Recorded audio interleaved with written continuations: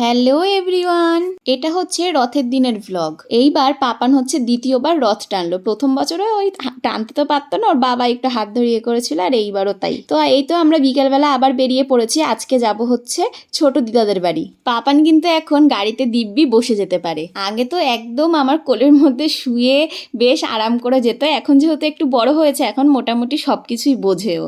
আসার সময় মালা মিষ্টি নিয়ে একবারে চলে আসলাম দিদাদের বাড়িতে। এখন এখানে আরতি করা হচ্ছে, আর পাপানও বেশ ভালোভাবেই বেশ শুনছিল কীর্তনটা। আর আমি একটু মাসিদের সাথে বসে একটু বেশ গল্প করলাম। আর এখানটায় এখন লুচি আর ছোলার ডাল ভাজা হচ্ছে। এটা হচ্ছে পরের দিন সকালবেলার ব্রেকফাস্ট। তো সকালবেলা লুচি মিষ্টি দিয়ে খেয়ে দুপুরবেলা অনেক রকম আইটেম ছিল, সেগুলোর ভিডিও ক্লিপ নেওয়া হয়নি কথা বলতে বলতে। তা আমরা চলে আসছিলাম বাড়ির দিকে। তো বাড়িতে আসার পথে এখানটায় যেহেতু মেলা বসেছে, তাই পাপানের জন্য এই গদাটা আর একটা খেলনা নেওয়া হয়েছে, সেটা আর দেখানো হয়নি। নাগরদোলনায় উঠতে ইচ্ছা হলেও সঙ্গীর অভাবে ঠিক ওঠা হয় না। মথুরা কেক নিয়ে এবার যাবো বাড়ি। টাটা।